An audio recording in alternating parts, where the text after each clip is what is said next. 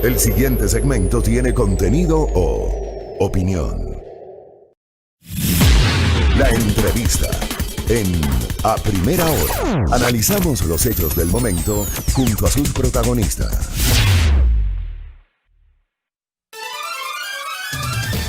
Muy bien, 8:03 en la mañana. Gracias por la sintonía. Esto es A Primera Hora por Majestad Radio. Seguimos con nuestros diferentes canales de difusión, nuestra señal abierta, la retransmisión en Santo Domingo de los Áchiras por Majestad Televisión y el canal 3 de TVNet. Estamos en internet por www.radiomajestad.com y estamos en Facebook Live por las fanpages de Majestad Radio y de Primera Plana. El señor economista Alberto Acosta Espinosa nos acompaña, expresidente de la Asamblea Constituyente de Montecristi, analista económico, ex candidato a la presidencia de la República, ex ministro de Estado. ¿Cómo le va, economista? Bienvenido, buenos días. Muy buenos días, un saludo fraterno, aquí atento a lo que está pasando en este país tan convulso. Claro que sí, gracias por atendernos. A ver, empecemos por la economía. ¿Exitosa o no la renegociación de los bonos como la presentó hace poco más de una semana el presidente de la República y el Frente Económico? Yo diría que es más el ruido que las nueces, por varias razones. En primer lugar, la negociación no ha concluido. Esta renegociación, este reperfilamiento, este cambio de los bonos que está en marcha no ha concluido. Es un anuncio que hace el gobierno del presidente Moreno, que lo hizo él personalmente, que debería ser analizado desde varias perspectivas. Una podría ser política. No me parece que haya sido una simple casualidad que el presidente Lenín Moreno haya anunciado como un éxito, entre comillas, la negociación con los tenedores de bonos justamente la noche anterior a la presentación de la renuncia de su vicepresidente Otto Sonnenholzner, que sin lugar a dudas es un golpe para el gobierno porque sigue debilitando, sigue desarmándose y estamos ya a puertas del proceso electoral y en menos de un año habremos cambiado ya de presidente de la República si todo marcha como está programado en términos de nuestra democracia electoral. Por otro lado, la pregunta que nos hacemos, si no era simplemente una suerte de utilización de esta negociación en marcha para dar a entender de que las cosas avanzan en ese campo de manera exitosa, la otra opción era que era un mecanismo para presionar a los acreedores. Esto yo creo que es un tema que tenemos que estar muy claros. Estas son cuestiones que nos quedan suficientemente establecidas y que deberíamos nosotros analizar con mucho detenimiento. En ese sentido, en una negociación que todavía está en marcha, no se puede llegar a conclusiones definitivas. Ahora, claro, y es verdad, eso la semana anterior conversé con la gerenta del Banco Central en este espacio y ella efectivamente confirmó que se requiere la aceptación de un porcentaje mayoritario de los tenedores de los bonos para que esto se confirme. Ayer hablé con otro economista, con el economista Juan Pablo Jaramillo, y él no tiene dudas de que los tenedores lo van a aceptar, más allá de que él también maneja algunas críticas sobre este proceso. ¿Qué pasaría si los tenedores, en un escenario no consentido, deciden no aceptar la propuesta del gobierno ecuatoriano, economista Alberto Acosta?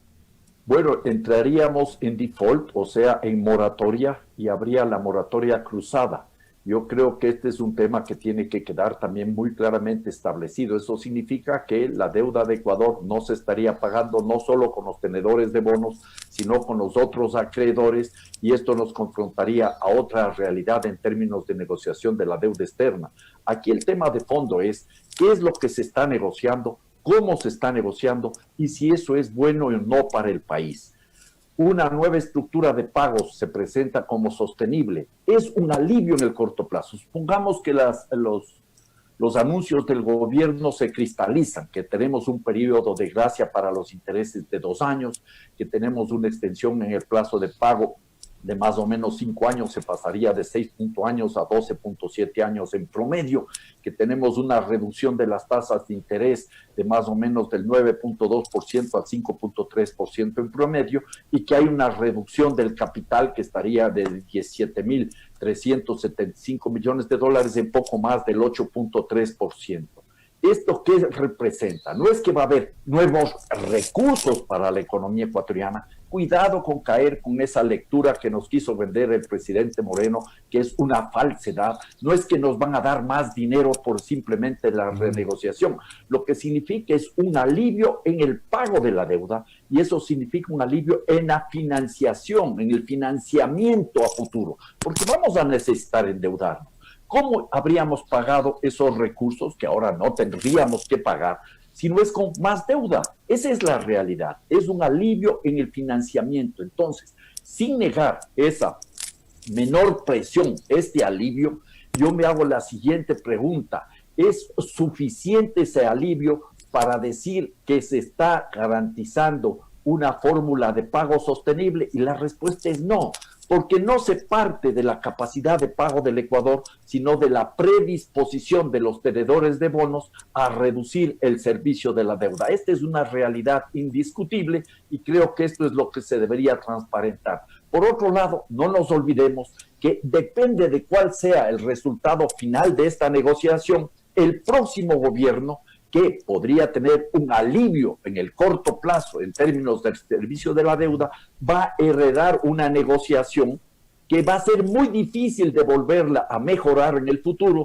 porque ya estaría formalizado el arreglo. O sea, ya no se la podría romper, o la renegociación, voy a redundar, la renegociación ya no se podría renegociar en el futuro, con el futuro gobierno, o con los dos futuros gobiernos. Plazo no, es muy difícil ya, Fabricio, porque Ecuador ya habría aceptado unas condiciones de pago y eso le limitaría seriamente. Y entonces tomemos en cuenta otro elemento adicional. No es que hay que negociar pensando si aceptan o no los tenedores, si están o no de acuerdo con la reducción en las tasas de interés, en el capital, ampliación de plazos para el capital y para el pago de los intereses. No, hay que ver en qué contexto se encuentra la economía ecuatoriana y en qué contexto se encuentra la economía mundial. Hay una crisis económica mundial y la economía ecuatoriana está en una situación de descalabro. Entonces, en ese sentido, lo alcanzado, que no parte de la vista del punto de partida de una capacidad de pago, puede dar lugar a una muy pobre renegociación. No es lo mejor para el país, es un alivio, pero no resuelve el problema. Y hay otros temas que habría que analizar, como es el hecho de que seguimos dentro de la lógica de las negociaciones en secreto, sin transparencia. Y eso es algo que debe quedar absolutamente claro. Y también tendríamos que considerar el hecho de que el Ecuador pudo haber perdido una oportunidad magnífica de sumarse con Argentina para presionar a los tenedores de bonos. Ahora resulta que Ecuador negocia solo, un país pequeñito que no tiene mayor trascendencia en el mercado financiero internacional, pero que al negociar solo está perdiendo la oportunidad de conformar una suerte de bloque negociador con Argentina, que también tiene algunas dificultades, pero tiene expectativas mayores. Por ejemplo, está buscando una reducción del capital, no del 8.3%, como habría conseguido el Ecuador en principio, sino de un 45 al 50%. Entonces, hay que verle a la negociación en su conjunto. Y de la experiencia que tenemos con el manejo de la deuda eterna, sabemos que las únicas renegociaciones de deuda en la historia de la humanidad, de la historia moderna de la humanidad, han sido exitosas cuando se parte de la capacidad de pago de los países y no de la predisposición de los tenedores de bonos. Tenedores de bonos, Fabricio, no se olvide que son agentes privados, son personas naturales que en este momento siguen haciendo grandes negocios. Correcto. Estamos dialogando con el economista Alberto Acosta Espinosa, analista económico, expresidente de la Asamblea Constituyente. Dejemos el tema de los bonos. Le quiero preguntar, usted que es conocedor también de los temas hidrocarburíferos, fue ministro de Energía y Minas, quiero preguntarle su visión en torno a una de las últimas decisiones adoptadas en esta materia. El fin de semana se conoció la expedición por parte del Ejecutivo del decreto 1094, cuyo artículo 1 dice autorizar con carácter excepcional la delegación a la iniciativa privada de la gestión conjunta de la refinería de Esmeraldas con la empresa pública de hidrocarburos del Ecuador, EP Petroecuador. En el artículo 2, el Ministerio de Energía y Recursos Naturales No Renovables será el responsable de garantizar los procedimientos y condiciones establecidos en la Constitución y la ley, de determinar la modalidad de delegación a la iniciativa privada que más favorezca los intereses del Estado de las actuaciones administrativas enumeradas en los considerandos del presente decreto ejecutivo y de llevar a cabo las acciones jurídicas y administrativas requeridas para el efecto. Yo reflexionaba, economista Alberto Acosta, el fin de semana a propósito de este decreto. Está claro que no venden porque no pueden vender por norma constitucional la refinería, pero ¿qué significa la gestión conjunta? ¿Es una concesión? ¿Es una alianza público-privada? ¿Qué significa aquello? ¿Usted cómo entiende este decreto ejecutivo, economista Alberto Acosta? Bueno, de hecho, ese decreto ejecutivo está abriendo la puerta a la posible privatización de la refinería estatal de Esmeraldas. Pónganle en el nombre que quieran. Alianza público-privada, una vinculación joint venture, como ustedes quieran. Estas son formas de privatización. Y yo retomaría aquí el asunto, Fabricio, porque no me quiero quedar con señalar algunos elementos en relación a la deuda externa, que hay algunos acreedores, un grupo de acreedores, que estaría diciendo, sí, vamos a aceptar la propuesta del gobierno y hacen algunos ajustes menores, siempre y cuando el Ecuador suscribe un acuerdo con el Fondo Monetario Internacional. ¿Por qué tiene esto que ver con la refinería? Porque los acuerdos con el Fondo Monetario Internacional van a imponer una serie de medidas de política económica, como fue ya la eliminación de los subsidios a los combustibles, que lo hizo el gobierno sin ningún criterio económico, productivo, social o ambiental, simplemente por razones fiscales, de acuerdo seguramente con el visto bueno del Fondo Monetario Internacional. Y también puede venir el tema de las privatizaciones y vienen las flexibilizaciones, porque estamos viendo ahora cómo la solución de los problemas del país camina por el lado de las flexibilizaciones. Hay que garantizar la competitividad de la economía ecuatoriana. ¿Qué quiere decir eso? Flexibilizar las relaciones laborales, precarizar el trabajo, hacer más barata la mano de obra de ecuatorianos y de ecuatorianas, flexibilizar las relaciones con la naturaleza, permitir una mayor ampliación de actividades extractivistas, la mega minería en primer lugar. Entonces, el tema de la refinería hay que ubicarle en un contexto, no es un hecho aislado.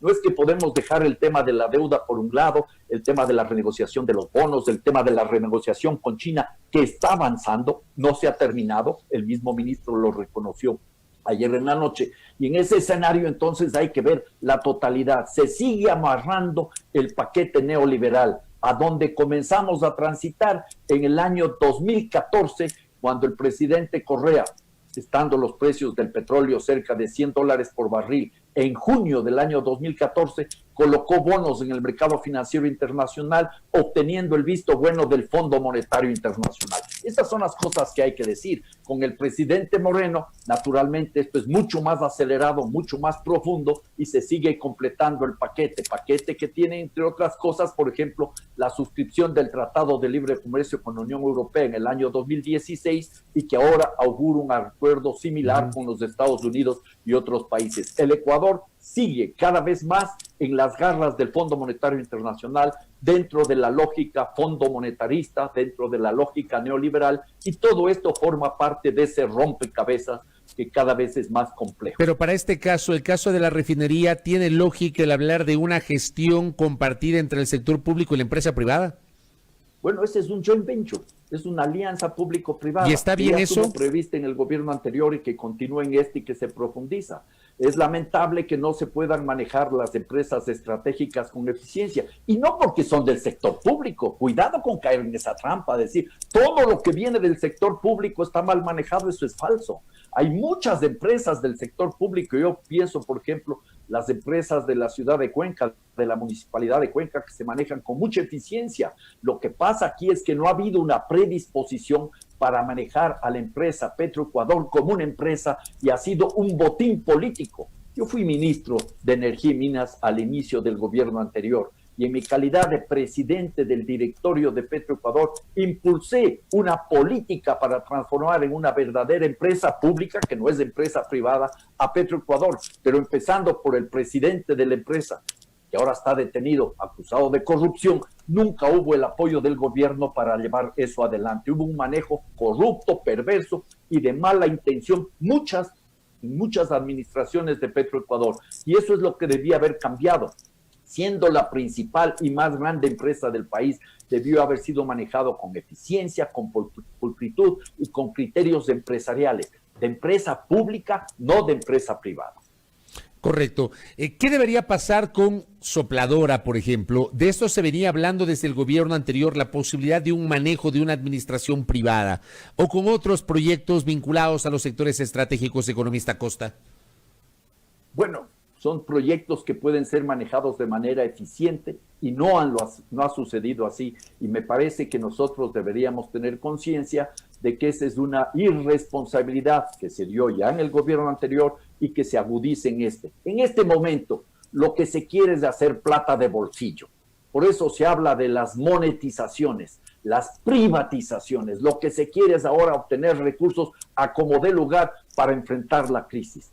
La economía ecuatoriana, lo he dicho ya varias veces y lo repito, es como un paciente que sufre coronavirus y no tiene un respirador artificial, no tiene la política monetaria y cambiaria que le permitiría enfrentar de mucho mejor manera la crisis, no resolver de la noche a la mañana, por cierto, pero tener menos problemas y menos presiones. Tampoco tiene los fondos de estabilización que habrían sido necesarios y que se debió haber pensado oportunamente, y es en ese sentido tiene que buscar el gobierno desesperadamente recursos. Una opción es las privatizaciones, la entrega de las empresas públicas vía monetizaciones, joint ventures, alianzas públicas privadas, bautícenle como ustedes quieran, privatizaciones al fin y al cabo, y la otra opción es la entrega de los yacimientos mineros a las empresas transnacionales. Ya lo hizo el gobierno anterior, anticipó pagos de regalías, este gobierno pretende hacer lo mismo. Seguimos por la senda que ya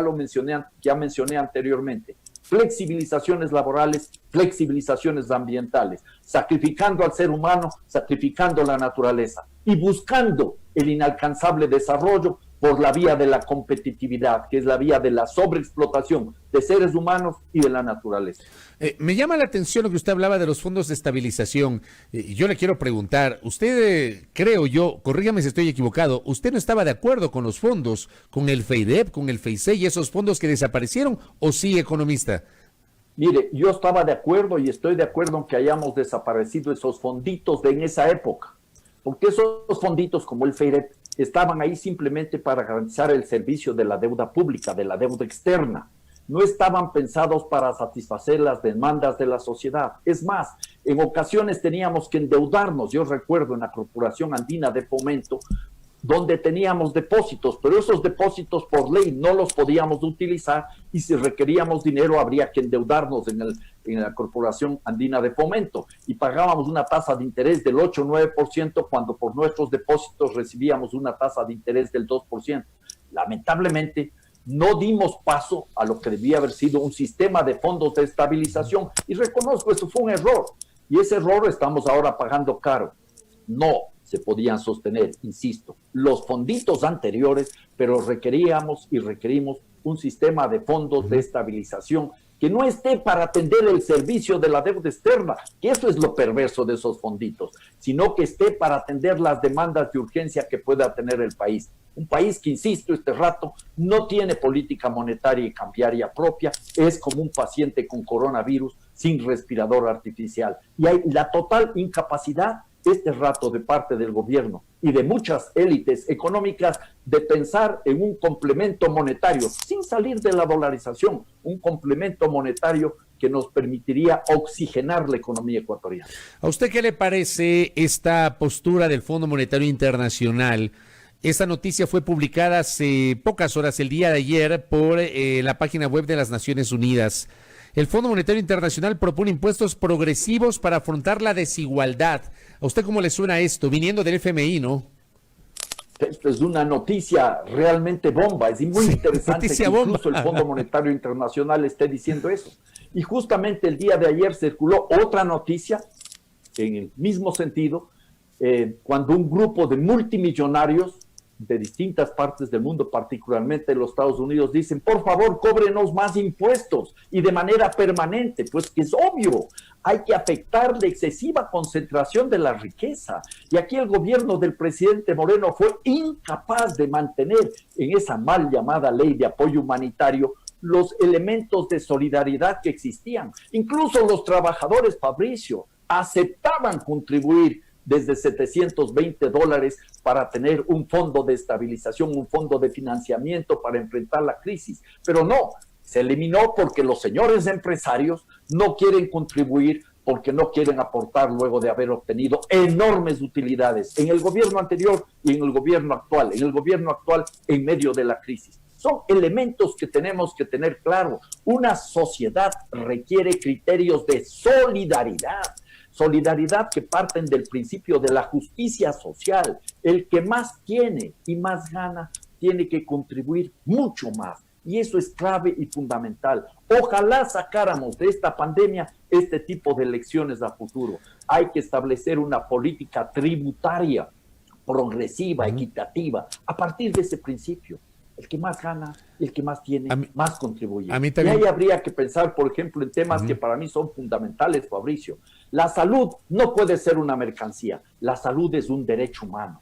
Pero no solo la salud curativa, la salud preventiva, la salud que recupera los conocimientos y saberes de los pueblos originarios. Tenemos que trabajar en el tema de educación, que tiene que ser gratuita, y eso hay que complementarlo con un sistema de internet también gratuito para que podamos continuar con las clases en línea y sobre todo si viene otra pandemia o algo, estar mejor preparados.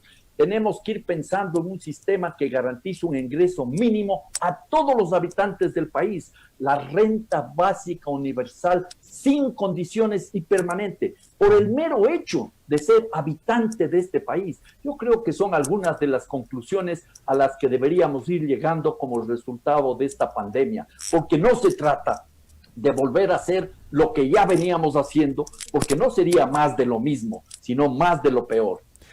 Y a mí también me ha sorprendido esta postura del Fondo Monetario Internacional, por eso di lectura, ¿no? Uno no deja de sorprenderse ni pierde la capacidad de asombro. Hablemos de política, permítame aprovechar su gentileza en atendernos en esta entrevista, economista. ¿Qué le parece la precandidatura de Leonidas Issa a la presidencia de la República? Personalmente considero que el movimiento indígena debe lanzar una candidatura a la presidencia de la República. Hombre o mujer del movimiento indígena, alguien que lidere las fuerzas populares que tuvieron una actuación potente, vigorosa en octubre pasado.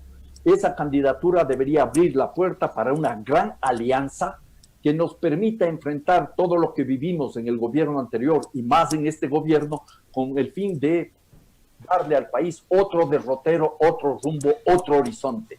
Y planteo yo que sería muy importante que una candidatura del movimiento indígena, que tiene que ser discutida, consensuada dentro del propio movimiento indígena, sin presiones foráneas, recupere el programa del Parlamento de los Pueblos que acaba de ser actualizado y que entiendo va a ser presentado oficialmente el día de mañana. A partir de esa propuesta programática que tiene varios elementos y varias entradas y que ha sido construido por diversos sectores de la sociedad, se puede impulsar una candidatura vigorosa para enfrentar al pasado reciente, al pasado anterior y a los grupos oligárquicos que se están este rato organizando para tratar de disputar los restos de este país que requiere un nuevo liderazgo, nuevas propuestas de cambio y que demanda una propuesta y una contribución especial de toda la sociedad. Ahora, yo también me pongo a reflexionar.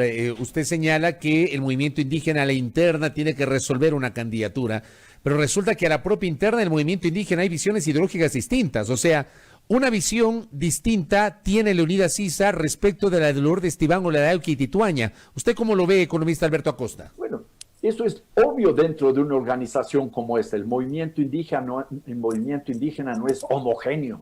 No es un partido político, no es una agrupación electoral. El movimiento indígena es una fuerza política que tiene una enorme trascendencia. Empieza como CONAIE, y hay otras organizaciones indígenas, no es la única, pero sí la más importante, en 1986, heredando toda la lucha de los pueblos indígenas desde hace más de 500 años. En ese escenario nosotros tenemos que plantear y esperar que sea el movimiento indígena el que lidere la definición de una candidatura que convoque a una amplia sumatoria de fuerzas políticas y sociales empeñadas en un cambio estructural. No más de lo mismo, no más de lo peor. Hay que abrir la puerta a expectativas de cambio que nos invite nuevamente a soñar. ¿Usted es crítico, se decepcionó o avala el proceso que le denominaron de la reinstitucionalización impulsado por el Consejo de Participación Ciudadana de Transición, economista Costa? Bueno, lo que planteábamos nosotros es recuperar los principios de Montecristi, los elementos fundamentales de la Constitución del año 2008, y lamentablemente no se avanzó mucho en ese sentido. Algo se caminó tratando de recuperar el camino perdido de la autonomía y de la independencia de la justicia. Recordemos que en Montecristi abrimos incluso con un esquema, con un programa, con un plan de trabajo, cómo garantizar la autonomía y la independencia de la justicia en el Ecuador, por primera vez en la historia nacional. ¿Se lo logró o no se lo logró? Nada, porque el gobierno anterior, el presidente anterior, le metió la mano en la justicia. Se ha avanzado algo en ese sentido, pero falta mucho más. A mí me parece que recuperar los elementos fundamentales de la Constitución de Montecristi sería uno de los trabajos básicos que tendría que llevar adelante una candidatura popular liderada, espero, por algún indígena, hombre y mujer, que sintetice el clamor del pueblo ecuatoriano. ¿Usted cree que debería haber otra constituyente? Pero si es que quieren, pues habría que ir a otra constituyente para profundizar los derechos que están establecidos ahí. Si la oligarquía con Nebot plantea una consulta popular para restringir derechos, habrá que ir una para ampliar derechos, para hacer realidad los derechos de la naturaleza definitivamente, los derechos humanos. No nos olvidemos que justicia social va de la mano de justicia ecológica, y justicia ecológica demanda justicia social. Y entonces, en un proceso, sea de asamblea constituyente o de consulta popular, habría que establecer, por ejemplo, que la salud es un derecho humano y que no puede estar en ninguna instancia transformado en una mercancía y estar privatizado. Que la educación en todos los niveles es un derecho humano y que tiene que ser gratuita. Que el ingreso universal, la renta básica universal sin condiciones permanente, es un derecho de todo habitante de este país. Pues vamos a una constituyente, vamos a una consulta popular a profundizar derechos, no a disminuir. Correcto. Economista Costa, gracias por el tiempo y por la gentileza. Ya tendremos oportunidad de seguir analizando la economía y la política. Muy amable. Quedamos constantes, que ya me debe un café. Claro, cuando... Seguiré anotando las deudas. Esas sí se pagan. Anótela. Acá le recibiremos cuando haya esa posibilidad. No les renegociaré esa deuda. Con una tacita de café. Buen día. Gracias. A nuestro invitado, el economista Alberto Acosta Espinosa, exministro de Estado, expresidente de la Asamblea Constituyente de Montecristi. 8:29 en la primera hora.